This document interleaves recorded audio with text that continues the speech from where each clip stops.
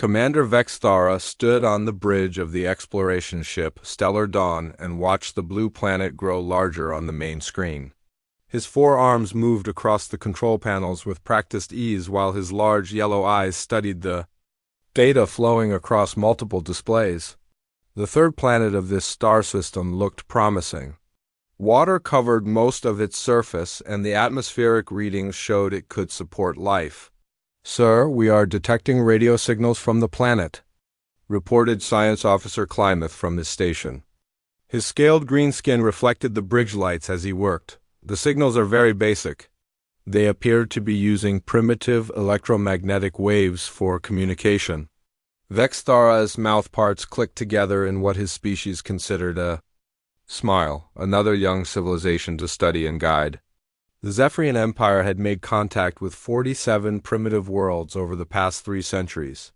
Each time, the pattern was the same. The native species would be shocked by their arrival, desperate to learn their technology and grateful for their guidance. "What is their technological level?" Vexthara asked as he moved to stand behind Klymeth's station. "Very low, Commander," Klymeth replied, his clawed fingers dancing over his instruments. "They have basic satellites in orbit around their planet, some crude space stations. Their most advanced vehicles appear to be chemical-powered rockets. We are also detecting nuclear energy signatures, but only at a very basic level." Weapons Officer Zatok looked up from her station. Her red scales were darker than Klymeth's green ones, and her voice carried the typical harshness of her warrior caste. "Their weapons are primitive too, Commander. Nuclear devices, yes, but small ones, chemical explosives, kinetic projectiles. Nothing that could threaten us." Vexthara nodded. This was exactly what he had expected. Young civilizations always followed similar paths of development. They would discover fire, then metals, then electricity, then nuclear power, and finally, space travel. The species on this planet appeared to be somewhere between nuclear power and basic spaceflight. Communications Officer Rilvan scanned their broadcast signals, learned their languages. "I want to understand how they organize themselves before we make contact." Communications Officer Rilvan was the youngest member of the bridge crew. Her pale blue skin marked her as coming from the northern continents of Zephyr Prime. She had been excited about this mission from the beginning. "Yes, Commander, I am already analyzing their transmissions."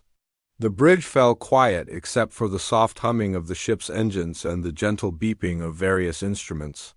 Vexthara walked to the large window that dominated the front of the bridge and looked out at the planet below. It really was beautiful. The blue oceans reminded him of the sacred lakes on his homeworld. The white clouds swirled in patterns that seemed almost artistic. "Commander," Rilvan called out after several hours of work, "I have learned much about their civilization. They call their planet Earth. They are divided into many different political groups called nations. These nations often fight with each other, but they also cooperate on some projects." "How many different languages do they speak?" Vexthara asked. "Thousands, sir. But there are several major ones used by large populations. I have focused on learning the most common ones. They appear to have something called the United Nations, which is a group where representatives from different nations meet to discuss problems." Klymeth looked up from his station with interest. "So some level of cooperation." "Many young species fight constantly until they destroy themselves or until they are forced to unite by outside pressure." "What about their technology?" Vexthara wanted to know more about what they would be dealing with. "They have global communication networks," Rilvan continued. "They share information across their planet almost instantly. They have built machines that can perform calculations very quickly, though these machines are very basic compared to our quantum processors. They have vehicles that can travel on land, on water, and through their atmosphere." "Any signs of faster than light travel?" Vexthara asked, though he already knew the answer. "No, sir. Their fastest vehicles can barely escape their planet's gravity. They have sent a few small devices to other planets in their system, but these missions take many months or years to complete." Zatok spoke up again. Commander, I have completed my scan of their defensive capabilities. They have a few thousand nuclear weapons spread across their planet. Most are controlled by a small number of the larger nations. They also have conventional military forces with chemical-powered weapons and basic aircraft. Some of their nations have defense systems designed to intercept incoming missiles, but these systems are very limited. Vextara processed this information. It was a typical profile for a young species. They had developed weapons capable of destroying their own planet, but they lacked the unity to prevent such destruction and the technology to defend against external threats. The Zephyrian Empire had protocols for dealing with such civilizations. Begin. Standard first contact procedures, he ordered, but maintain our position outside their detection range for now. I want to observe them a little longer before we reveal ourselves. For the next several days, the crew of the Stellar Dawn watched Earth carefully. They observed the humans as they went about their daily lives. They watched their cities, their transportation systems, their industrial facilities. They monitored their communications and learned more about their languages and cultures. What they saw confirmed their initial assessment. The humans were a young species with impressive potential but limited current capabilities. They showed creativity and adaptability, traits that would serve them well as they developed more advanced technology under Zephyrian guidance. Sir, Kleineth said on the fourth day of observation, I have noticed something interesting. While their technology is primitive, their scientific knowledge is more advanced than I would expect. They understand many complex principles of physics and chemistry. Their astronomical observations are quite detailed. That is not unusual, Vextara replied. Many species develop theoretical knowledge before they develop the technology to apply it practically. It often takes centuries for theory to become technology. Yes, sir, but there is something else. I have been analyzing their historical broadcasts, the ones they use for entertainment and education. They have many stories about contact with beings from other worlds. They seem to have thought about this possibility quite a lot. Rilvan added, they have something they call science fiction. Many of their stories involve contact with alien species. Some of these stories imagine peaceful contact, others imagine conflict. They seem to have considered many different possibilities. Interesting, Vextara mused. That might make our contact easier. They will not be completely shocked by our existence. Zotok disagreed. Or it might make them more suspicious. If they have imagined many scenarios, they might not trust us. Immediately, we will proceed carefully, Vextara decided. Begin transmitting our standard first contact message. Use their most common languages. Make it clear that we come in peace and that we want to establish friendly relations. Rilvan worked at her station for several minutes, composing the message. Message ready, Commander. Send it on all their major communication frequencies. Target their United Nations facility and the capital cities of their major nations. The message was simple and direct, translated into 12 of Earth's major languages. It identified the Zephyrians as peaceful explorers from another star system. It expressed interest in learning about human civilization and sharing knowledge. It requested permission to land representatives on Earth to begin formal diplomatic contact. Vextara expected the response to take several hours at least. Young civilizations usually needed time to recover from the shock of first contact. Their leaders would need to meet, argue, and decide how to respond. Some might want to hide the contact from their populations. Others might want to reveal it immediately. The process usually took days or even weeks, but the response came in less than 2 hours. Commander, Rilvan said with surprise in her voice, we are receiving a reply. Already? Are you certain it is an official response? Yes, sir. It is coming from multiple sources, including their United Nations headquarters and several of their major governments. The message is coordinated and appears to have official authority. What does it say? Rilvan read from her display. Welcome to Earth. We are pleased to make contact with the Zephyrian people. We appreciate your peaceful intentions and would be honored to meet your representatives. Please proceed to the following coordinates for formal first contact. Ground control will guide your landing. The bridge fell silent. Vexthara stared at the communications officer, waiting for more information. That is the entire message, sir, Rilvin confirmed. No expressions of shock? No questions about our intentions? No demands for proof that we are real? No, sir. Just a simple welcome and an invitation to land? Klamath looked puzzled. This is very unusual, Commander. In our experience, first contact with primitive species involves much more emotional response. Fear, excitement, confusion, disbelief. This response is almost casual. Zatok was more direct. It is suspiciously calm. Either they are much more advanced than our scans indicate, or they are hiding their true reactions. Vextara considered both possibilities. Their scans were very thorough.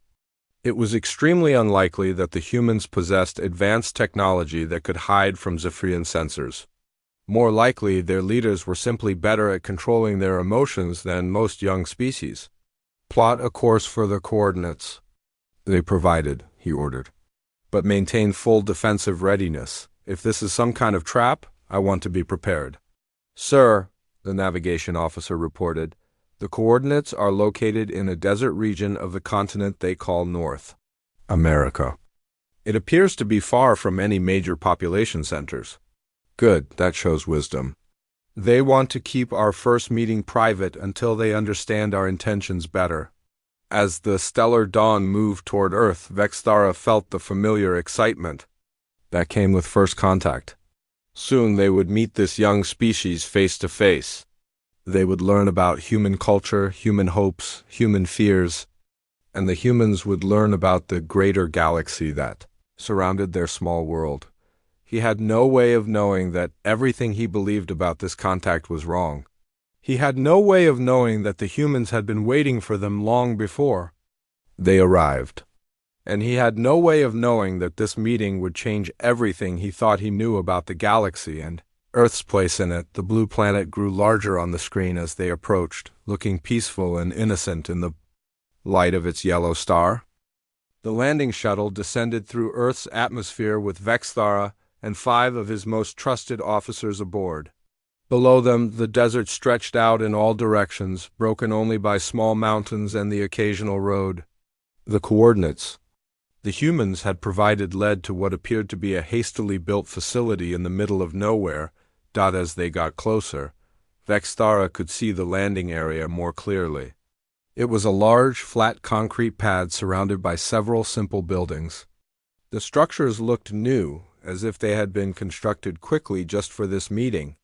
Human vehicles were parked nearby, and he could see small groups of people waiting for their arrival. The construction appears very basic, observed Dr. Klamath, who was studying the facility through the shuttle's sensors. Simple concrete and metal buildings, nothing sophisticated. But functional, added Zatok. They have provided adequate space for landing and what appears to be meeting areas. For a primitive species, they have organized this contact quite efficiently. The shuttle touched down gently on the concrete pad. Through the windows, Vexthara could see the humans approaching. They moved with confidence, not the fearful hesitation he had seen from other young species during first contact. They wore simple clothing that appeared to be some kind of uniform, and they carried devices that were probably communication equipment. Remember, Vexthara told his team as they prepared to leave the shuttle, we are dealing with a primitive species. Be patient with their limitations. Do not overwhelm them with too much information at once.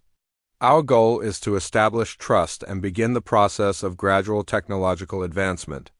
The shuttle door opened and Vexthara stepped out onto the concrete surface. The Earth sun felt warm on his scales and the air was dry and clean. A small group of humans approached them, led by a middle-aged female with short brown hair and intelligent eyes. Welcome to Earth, she said in clear, precise Zephyrian. Her accent was strange, but her words were perfectly understandable. I am Dr. Sarah Chun, Director of the International Contact Initiative. On behalf of all humanity, we are honored to meet you. Vexthara was impressed. The human had learned their language remarkably quickly. Most primitive species needed translation devices for months before they could speak even basic phrases in Zephyrian. Dr. Chun, he replied, using what he hoped was the correct human title.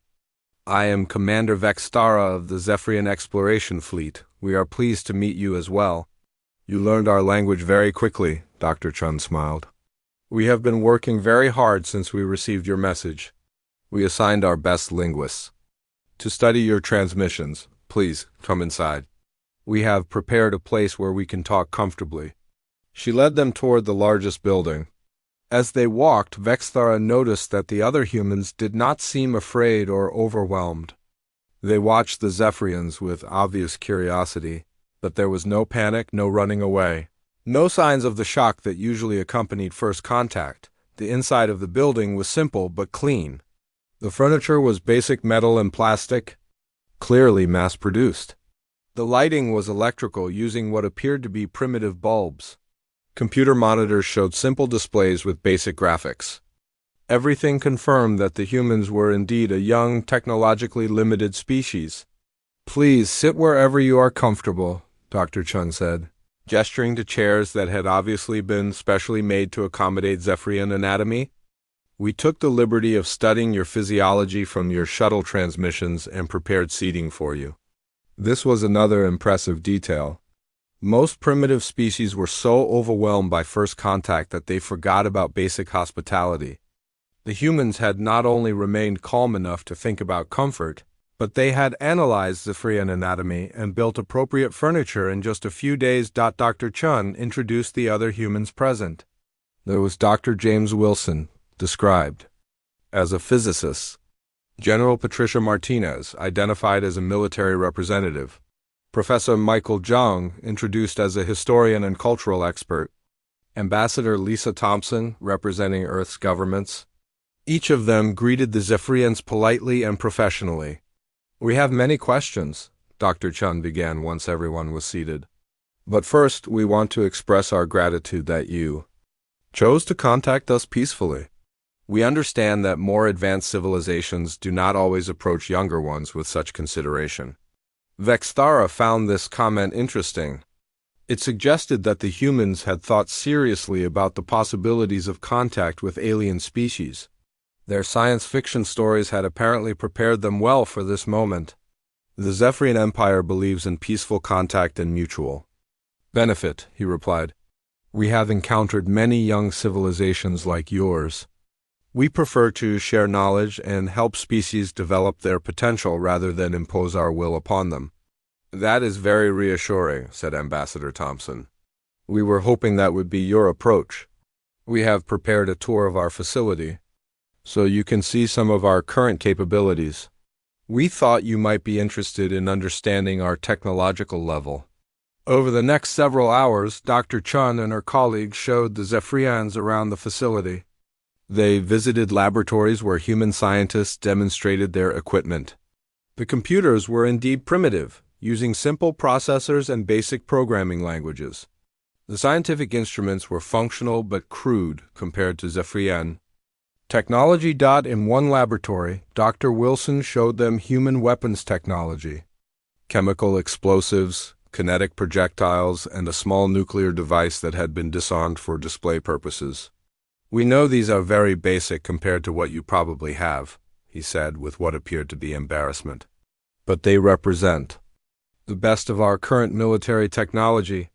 They are appropriate for your current level of development, Vexthara assured him diplomatically. Every civilization must begin somewhere. With time and guidance, your technology will advance significantly. The humans asked many questions during the tour. They wanted to know about Zephyrian faster-than-light travel, energy systems, materials, science, and communication technology. Their questions were intelligent and well-informed, showing a good understanding of basic scientific principles. But they also revealed the gaps in human knowledge that were typical of a young species.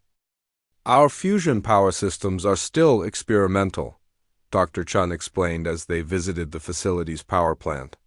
We can achieve fusion, but we cannot yet make it efficient enough for widespread use.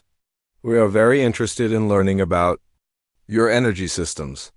We use quantum energy extraction, Klamath explained. It is much more efficient than fusion, but it requires materials and techniques that are beyond your current capabilities. However, we could help you improve your fusion technology as a stepping stone. The humans seemed genuinely excited by this possibility. They asked detailed questions about fusion improvement techniques and took careful notes of everything Klamath told them. Their eagerness to learn was exactly what Vexthara expected from a primitive species encountering advanced technology for the first time. But Dr. Klamath was beginning to notice things that puzzled him. The facility was supposedly built quickly for this meeting, but some of the construction showed signs of age that did not match that timeline. Scratches on metal surfaces, wear patterns on floors, small repairs that indicated long use. It was as if parts of the facility were much older than they appeared. There were other small details that seemed odd. The human computers were primitive, but the interfaces were too polished, too refined. The weapons were basic, but the engineering was too precise. The scientific instruments were crude, but they showed evidence of having been used extensively. For years, most puzzling of all were the humans themselves. They were definitely impressed by Zephyrian technology, and they asked the right questions for a primitive species. But they were too composed, too prepared. They knew exactly what to ask and how to ask it. There was no fumbling, no confusion, no overwhelming sense of wonder that usually accompanied first contact. "Dr. Chun," Klamath said during a break-in, "the tour, your facility is very well organized for something that was built so quickly. You have planned this contact very efficiently." "Thank you," she replied smoothly. "We have been preparing for the possibility of contact with alien species for many years. When we received your message, we activated plans that were already in place. You have been preparing for contact? How did you know that contact was possible?" "We did not know for certain," Professor Zhang answered. "But our astronomers have detected many planets that could support life. We assumed that if life exists elsewhere in the galaxy, some of it might be intelligent. We thought it was logical to prepare for the possibility of contact." This was a reasonable explanation, but it only partially satisfied Klamath's concerns. The level of preparation seemed too sophisticated for a species that was only guessing about the possibility of contact. During lunch, the humans served food. That had been specially prepared to be safe for Zephyrian digestion. They had analyzed the biological information from the shuttle transmissions and created meals that would be both nutritious and tasty for their guests. This level of thoughtful preparation was impressive for a primitive species. "We want to discuss the possibility of technological exchange," Dr. Chun said as they ate.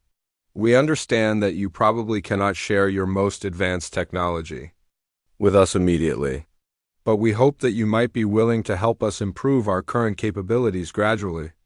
"That is exactly our intention," Vexthara replied. "We believe in gradual technological advancement. Too much change too quickly can be harmful to a young civilization. We prefer to help species develop naturally while providing guidance and assistance." "We appreciate that approach," said General Martinez. "We have discussed this extensively, and we agree that gradual advancement is better than sudden change.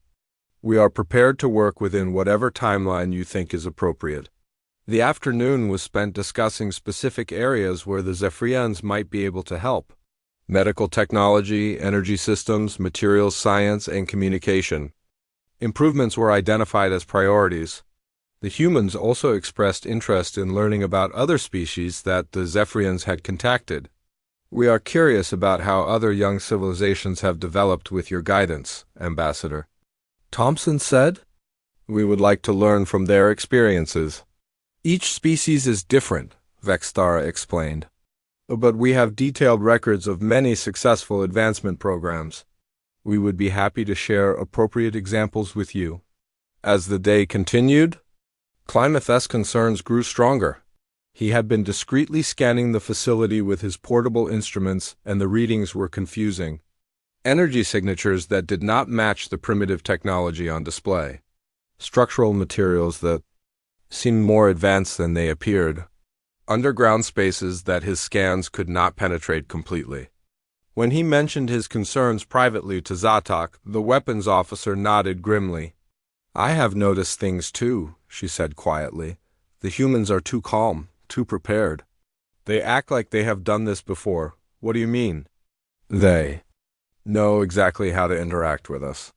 They ask the right questions, they show the right level of interest, they avoid topics that might be sensitive.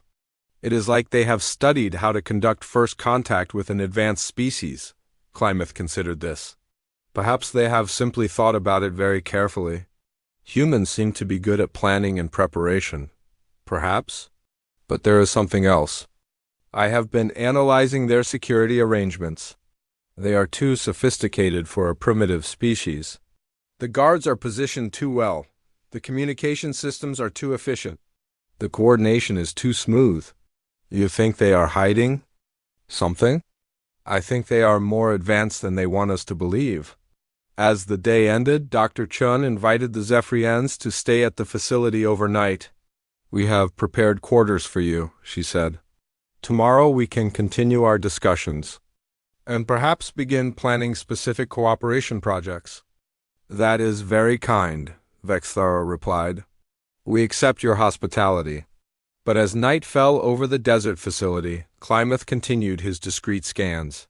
What he discovered in the darkness would change everything they thought they knew about Earth and humanity. Deep underground, his instruments detected energy signatures unlike anything he had ever seen before, and those signatures were deliberately shielded, as if someone was trying very hard to hide them from detection. The humans were not what they appeared to be. The question was, what were they really hiding, and why? Dr. Klamath could not sleep. He lay in the quarters the humans had prepared for him, listening to the quiet sounds of the desert night. His mind kept returning to the strange readings his instruments had detected during the day. The energy signatures, deep underground, were unlike anything in the Zephyrian databases. They were too complex, too powerful for a primitive civilization. At midnight, he made a decision that would change everything. Taking his most sensitive scanner, he left his quarters and moved quietly through the facility. The human guards nodded politely as he passed, showing no suspicion.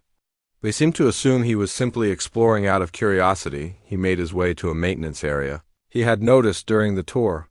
His scanner showed that the strongest energy readings came from directly below this section of the building. Using the scanner's deep penetration mode, he began a detailed analysis of the underground structures. What he found made his blood run cold. The facility they had been shown was only the top layer of a massive complex that extended hundreds of meters underground. The energy signatures he was detecting were not primitive fusion reactors or chemical power plants. They were quantum energy systems more advanced than anything the Zephyrian Empire possessed, but that was not the most shocking discovery. His scanner also detected something else in Earth's orbital space. Debris that he had assumed was from failed human space missions was actually the remains of advanced spacecraft. The metal compositions included materials that should not exist on a planet with Earth's technological level. Klamath's hands shook as he saved the scan data. The humans were not a primitive species. They were far more advanced than they were pretending to be. But why would they hide their true capabilities? Why would they want the Zephyrians to think they were primitive? He was so focused on his scanner that he did not notice Dr. Chun approaching until she spoke. Dr. Klamath, is everything all right? You seem troubled. He spun around, his scanner still in his hands. Dr. Chun stood a few meters away, watching him with calm eyes. She was not surprised to find him there. She was not angry that he was conducting unauthorized scans. She seemed to have expected this moment. I was just exploring, he said weakly. Of course you were. And what have you discovered in your explorations? The question was asked in a gentle tone, but Klamath could hear something else underneath, knowledge, as if Dr. Chun already knew exactly what he had found. Your facility is larger than it appears, he said carefully. Yes, it is, much larger. Would you like to see the rest of it? Klamath stared at her. This was not the response he had expected. A primitive species caught hiding technology should be frightened, defensive, or angry. Dr. Chun seemed almost relieved that he had discovered their secret. "I think I should return to my quarters," he said. "I think you should come with me instead. There are things you need to see, things that will help you understand why we have been less than completely honest with you." Against his better judgment, Klamath followed Dr. Chun deeper into the facility. She led him to what appeared to be a maintenance elevator. But when she placed her hand on a scanner beside the door, the elevator opened to reveal an interior that was clearly not primitive human technology. The walls were made of materials that seemed to shift and flow like liquid metal. The controls were holographic displays that responded to touch and thought. As the elevator descended, Klamath's scanner went wild with energy readings that were off any scale he knew. "How deep does this go?" he asked. 700 meters, Dr. Chun replied. "This is one of our smaller facilities. The main installations go much deeper." The elevator stopped, and the doors opened to reveal a sight that made Klamath's legs weak. They were standing at the edge of a vast underground complex that stretched as far as he could see. The ceiling was hundreds of meters high, supported by pillars of the same flowing metal material. The air hummed with energy from machines and systems that were beyond Zephyrian understanding. Hundreds of humans moved through the complex, working at stations and terminals that displayed information in languages Klamath did not recognize. But what shocked him most were the vehicles he could see in the distance. Spacecraft that were sleek, advanced, and clearly designed for interstellar travel. "Welcome to Earth's true face," Dr. Chun said softly. "This is what we really are. But your surface technology, your primitive computers and weapons ... double quote, are real. They represent the level of technology we allow most of our population to use, but they are not the limit of what we can build." Dr. Chun led him to a viewing platform where they could see more of the complex. Wall displays showed star maps that included detailed information about dozens of star systems. Klamath recognized some of them, including the Zephyrian home system. "You have been watching us," he said with growing horror. "For 37 years, since your species first developed faster-than-light travel, we have monitoring stations throughout your space. We know about your exploration program, your contact protocols, your military capabilities. That is impossible. Our sensors would have detected any monitoring stations. Your sensors detect what we want them to detect. Our stealth technology is considerably more advanced than your detection systems." Klamath felt like the floor was falling away beneath him. Everything they thought they knew about this contact was wrong. The humans had not been discovered by the Zephyrians. The Zephyrians had been allowed to find Earth. "Why?" he asked. "Why are you pretending to be primitive? Why hide your true capabilities?" Dr. Chun touched a control panel, and a large holographic display appeared in front of them. It showed a timeline spanning thousands of years, marked with the rise and fall of dozens of different species. "Because we learned a long time ago that the galaxy is not a safe place for those who appear strong. We have been contacted by 43 different alien species over the past 8 centuries. Each one believed they were the first to discover us. Each one thought we were a primitive species that needed their guidance." 8 centuries? But that would mean you have had advanced technology for ... much longer than you assume. We have been traveling between stars for over 1,000 years. We have colonies in 17 different systems. We have technology that could level mountains or build them. We could destroy a star system or create new worlds. The holographic display changed to show detailed information about various alien species. Klamath saw species he recognized, but also many he did not. Some of the entries were marked in red, others in green or yellow. What do these colors mean? Red means extinct. Yellow means relocated or confined to their home systems.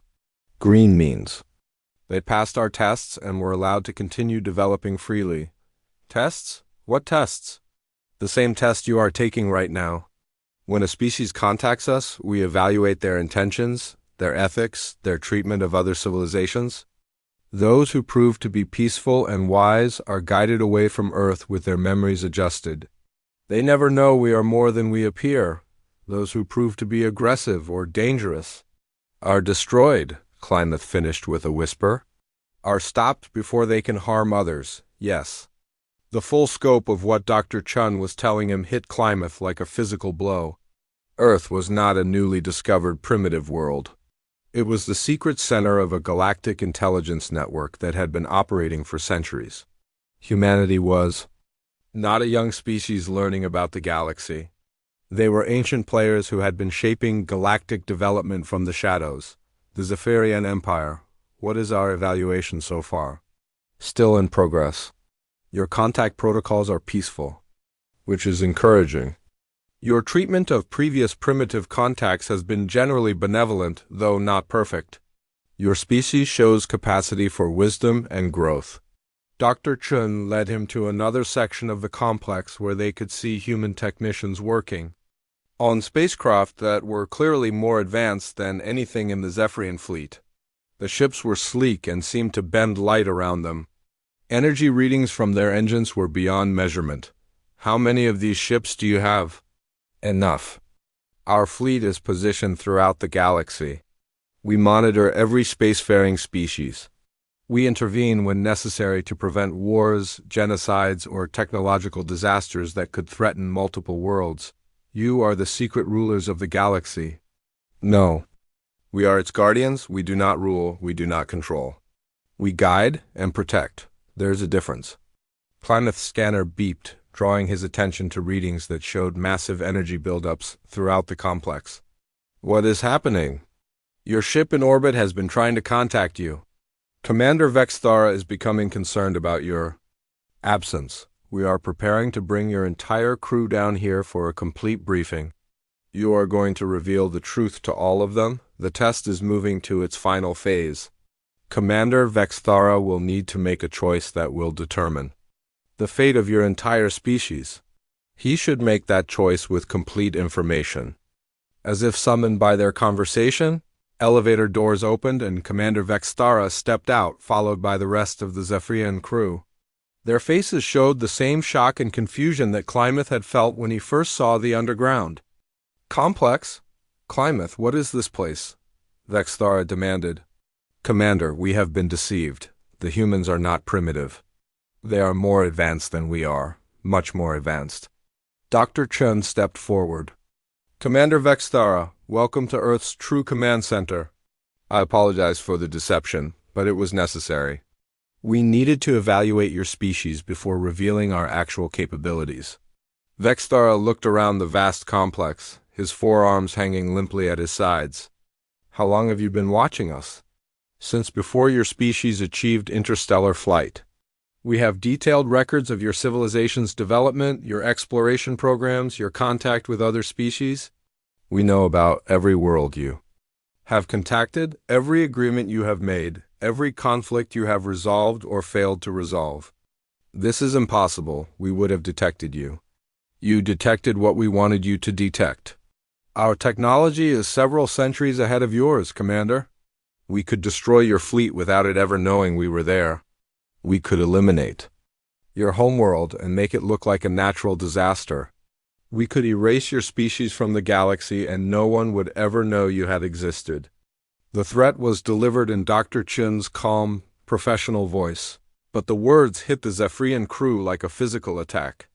Taka's hand moved instinctively toward her weapon, then stopped as she realized how pointless such a gesture would be. Why are you telling us this? Vexthara asked. Because you need to understand what is at stake. Your species is at a crossroads, Commander. The choices you make in the next few hours will determine whether the Zephyrian Empire continues to exist or becomes another red entry in our historical records. Dr. Chun gestured to the holographic displays around them. We have been evaluating your species for decades. Your peaceful contact protocols are encouraging. Your generally benevolent treatment of primitive worlds shows wisdom. But there are concerning elements in your expansion patterns and some of your military policies. What elements? Your tendency to impose Zephyrian cultural values on contacted species. Your assumption that technological advancement always equals social improvement. Your unwillingness to accept that some species might prefer to develop differently than you expect. Vexthara felt like his worldview was crumbling around him. Everything they thought they knew about the galaxy, about Earth, about their own importance, was wrong. They were not advanced explorers bringing enlightenment to primitive worlds. They were children being evaluated by beings who had been manipulating galactic development for centuries. What do you want from us? A choice, Commander. You can choose to attack us, knowing that it will result in the swift and complete destruction of your species. You can choose to return to your space and continue as you have been, in which case we will make some adjustments to ensure you cause no harm to others. Or you can choose to learn the truth about the galaxy and perhaps earn a place in our network of guardians. And if we choose the third option, then you will learn that the galaxy is far stranger and more dangerous than you ever imagined. And you will help us protect the young species that are just beginning to reach for the stars. Commander Vexthara looked at his crew, seeing his own shock and confusion reflected in their faces. In a few moments he would have to make the most important decision in Zephyrian history, and he was beginning to realize that humanity had been preparing for this moment much longer than he had. Commander Vexthara stood in silence for several long minutes, trying to process everything Dr. Chun had told them. Around him, his crew waited for his response. The vast underground complex hummed with alien technology that made their most advanced systems look like children's toys. You said we have a choice, he finally said. But it does not sound like much of a choice. Submit to your will or die. That is not what I said, Commander. Let me be more precise about your options. Dr. Chun touched a control panel and the holographic displays changed to show detailed star maps. Your first option is to attack us. You would lose and your species would be eliminated. But the choice is yours to make. And the second option? You return to your space with modified memories. You would remember making peaceful contact with a primitive human civilization. You would believe that we agreed to gradual technology. Sharing over many years, your species would continue to develop naturally, but we would guide your expansion to prevent conflicts with other civilizations. Vexthara studied the star map, noting how many systems were marked with various symbols. How many species have you given modified memories? 37 different civilizations. Most of them never knew we were anything more than a young species they helped develop. They believe they guided us toward advanced technology over decades or centuries. They feel good about their benevolent actions while we quietly prevent them from harming others. Dr. Klymeth spoke up from where he stood with the scanning device still in his hands. And the third option? The third option is the most difficult. You learn the complete truth about the galaxy and humanity's role in it. You become part of our network of guardians. But this choice comes with costs that you may not be willing to pay. What costs? Dr. Chun gestured to another section of the holographic display. It showed detailed information about species Vexthara did not recognize. You would learn that the galaxy is far more dangerous than you imagine. There are threats out there that could destroy entire sectors of space. Ancient machines that still function after millions of years. Species that consume other civilizations for food or sport. Beings of pure energy that view physical life as something to be eliminated. The display showed images that made Vexthara's blood run cold. Vast machines that stripped planets down to their cores. Creatures that existed in the space between stars and fed on the life force of entire worlds. Ships the size of moons that moved through space, consuming everything in their path. These threats are real, Dr. Chun continued, and they are active. Right now, as we speak, there are 17 different crisis situations in various parts of the galaxy, species being invaded by machine intelligences, worlds being consumed by energy parasites, young civilizations being corrupted by ancient influences that turn them into weapons of destruction. Zeta could not contain herself any longer. If these threats are so dangerous, why do you not simply eliminate them? Because we cannot. Some of them are too powerful even for us. Others exist in forms that make them difficult to fight directly. Most importantly, the galaxy is vast and we are only one species. We need allies, partners, other civilizations that can help us monitor and respond to threats. Dr. Chen led them to a new area of the complex where they could see what appeared to be a war room. Multiple large displays showed real-time information from across the galaxy. Humans worked at stations, coordinating responses to various situations. This is our primary monitoring center, she explained. We track threats, coordinate responses, and manage intervention operations across 47 different sectors of space. But we are stretched thin. We need more guardians. On one of the displays, Vexthara could see a star system under attack by something that looked like a massive mechanical spider. Human ships were engaged in battle alongside vessels from species he did not recognize. Who are those other ships fighting with you? Species that passed our tests and chose to become guardians. The Kethmori from the Andra sector, the Veltar from the Outer Rim, the Zindai from the Core Worlds. 12 different species currently work with us to protect the galaxy. And the species that failed your tests? Dr. Chin's expression grew somber. Some were relocated to isolated systems where they could develop without threatening others. Some were confined to their homeworlds until they learned wisdom, and some— She paused, looking at a section of the display marked in red. Some gave us no choice but to stop them permanently. The display showed the remnants of what had once been a star system. Only debris and radiation remained where planets had once orbited their star. The Krexener Empire, Dr. Chun said quietly. They enslaved 43 different species and were planning to use biological weapons to eliminate all life in this sector except their own. We gave them multiple chances to change their behavior.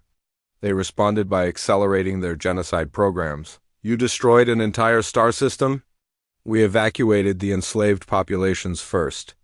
The Krexener had 3 months to reconsider their actions. They used that time to build more weapons and plan larger massacres. We had no choice. The weight of what Dr. Chun was telling them settled on the Zephyrian crew like a physical burden.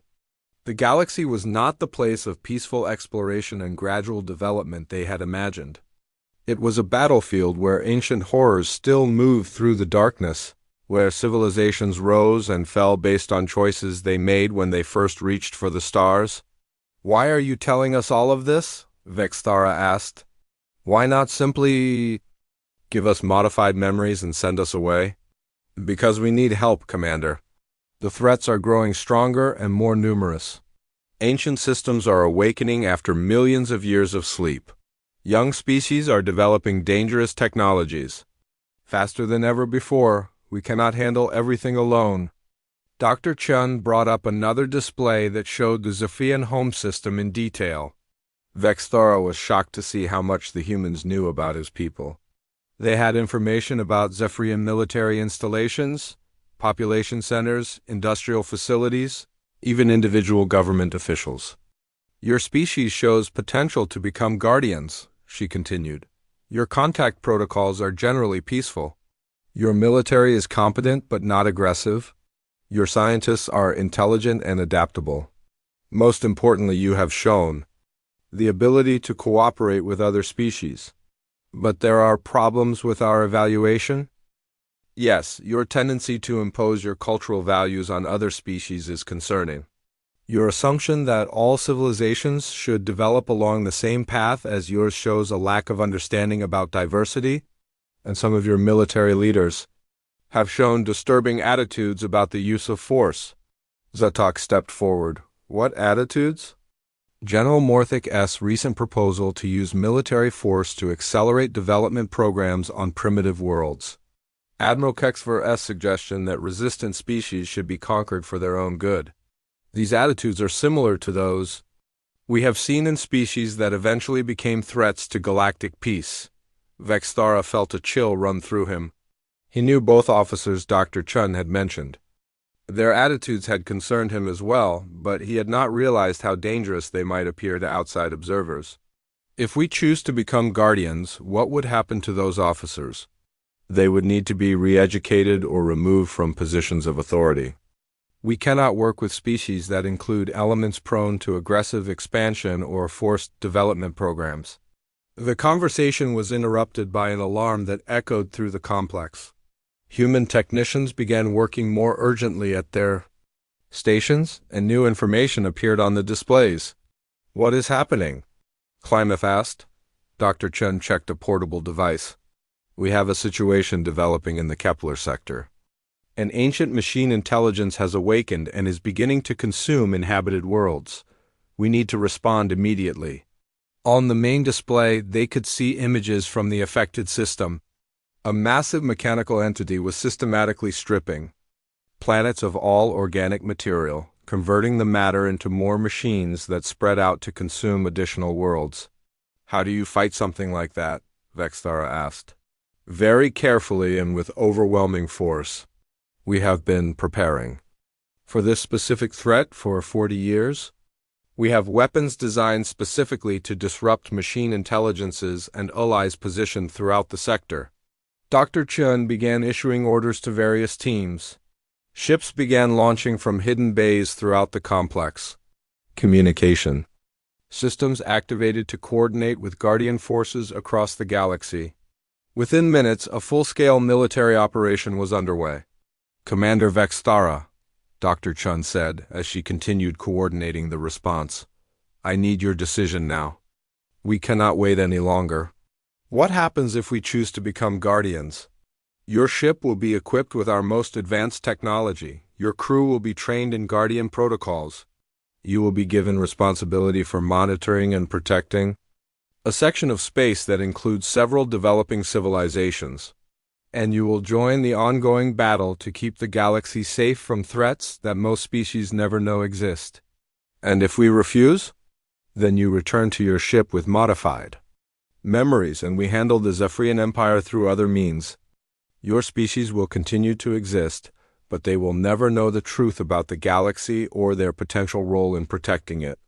Vexthara looked at his crew. Klamath was studying the displays showing the machine intelligence attack, his scientific mind clearly fascinated by the technology being used to fight it. Zetok was watching the military coordination with professional interest.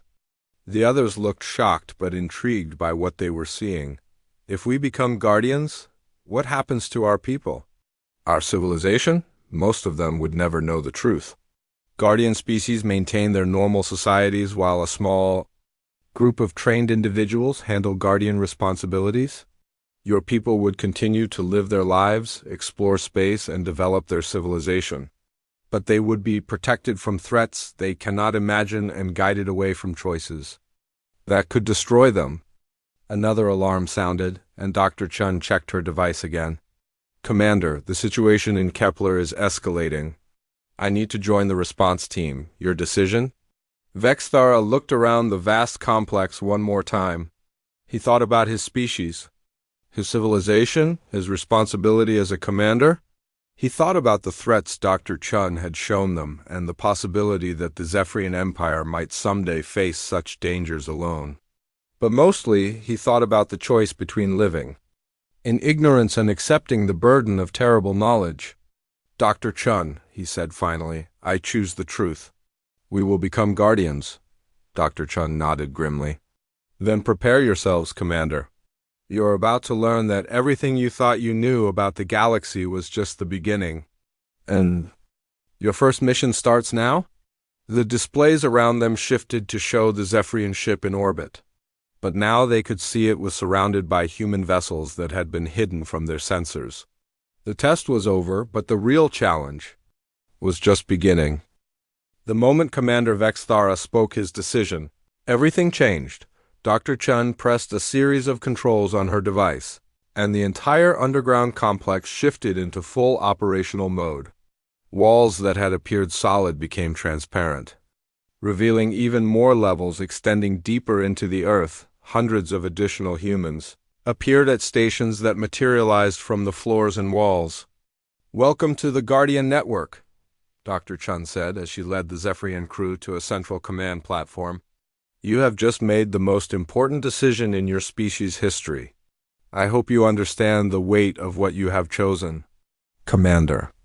Vexthara felt a mixture of fear and excitement as he watched the incredible activity around them. What happens now? Now you learn the complete truth about humanity and our role in the galaxy, and you begin your training as the newest members of our Guardian network. Dr. Chun activated a massive holographic display that filled the air around them. It showed the entire galaxy in stunning detail, with thousands of markers indicating various civilizations, threats, and ongoing operations. This is the current state of galactic affairs, she explained. Every point of light represents either a civilization we monitor, a threat we track, or an operation we are conducting. As you can see, we are very busy. Klamath stared at the display in amazement. How long have you been doing this? Human civilization has been actively managing galactic affairs for 843 years. But our involvement began much earlier than that. The display changed to show Earth's history, but not the version the Zephyrians had expected. Instead of a young species gradually developing technology, they saw evidence of advanced human civilizations stretching back thousands of years. We were not always the Guardians, Dr. Chun continued. Long ago, humans were just another young species reaching for the stars. We were contacted by an ancient race called the Precursors, beings who had been managing galactic development for millions of years. What happened to these precursors? They grew tired. After millions of years of watching over the galaxy, guiding young species, and fighting ancient threats, they decided it was time to rest. They chose humanity to take over their responsibilities. Why humans? Because we had something the precursors found rare among intelligent species. We had the ability to adapt quickly to new situations, the willingness to sacrifice for others even when those others were strangers. And most importantly, we had learned to work together despite our differences.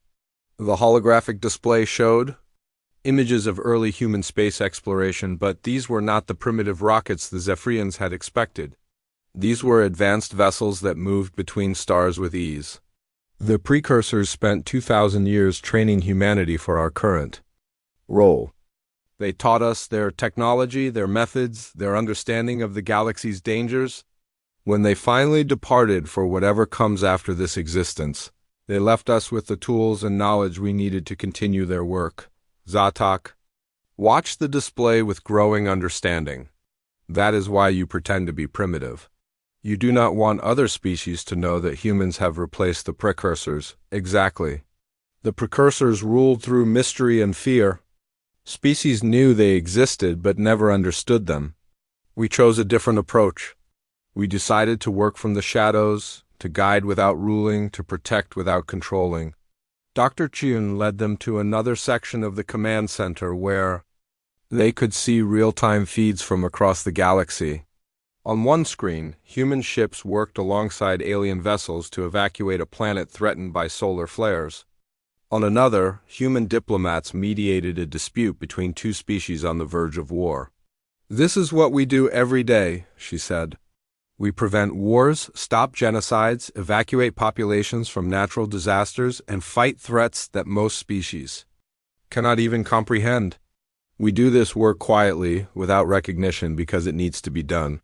Commander Vexthara studied the feeds, seeing the scope of human operations for the first time. How many humans know the truth? About 50,000. We call them the active guardians. They are the ones who work directly on guardian operations. Another 500,000 know partial truths and work in support roles. The rest of humanity lives normal lives, unaware of our secret responsibilities. And now you want the Zephyrian Empire to join this network? We want selected members of your species to join us, yes. Your empire will continue to function normally. Most of your people will never know about Guardian operations. But a small group of Zephyrians will be trained to help us protect the galaxy. Dr. Chun activated another control, and the display showed detailed plans for Zephyrian integration into the Guardian network. Training programs, technology transfers, assigned territories, and operational procedures. Your first assignment will be to monitor the Vega sector, she explained. There are 6 developing civilizations in that region, plus several automated defense systems left by extinct species. You will be responsible for ensuring that the young civilizations develop safely and that the ancient systems do not become active. Klamath asked the question that had been bothering him since the revelations began. What if we had chosen differently? What if we had decided to attack you or refused your offer? Dr. Chen's expression became serious. If you had chosen to attack, you would all be dead right now. Your ship in orbit would have been destroyed, and a strike team would be on its way to your homeworld to prevent retaliation. She gestured to another display that showed the Zephyrian home system. The detail was incredible, down to individual buildings and military installations. If you had chosen to return with modified memories, you would have awakened on your ship, believing you had made peaceful contact with a primitive human civilization. Over the next 50 years, your species would have been gradually guided away from aggressive expansion and toward more peaceful development. And you would have monitored. Is the entire time? Forever. Every species we contact remains under observation permanently. Some never realize it. Others eventually discover our monitoring and are given the same choice you just made. An urgent alarm interrupted their conversation. A human technician called out from across the command center. Dr. Chun, we have a problem with the Kepler operation. The machine intelligence is adapting faster than we expected. Dr. Chun immediately moved to a communication station. Put me through to Admiral Harrison. A holographic figure appeared above the console. It was a human male in a military uniform standing on what appeared to be the bridge of a spacecraft. Sarah, the situation is deteriorating, he said without preamble.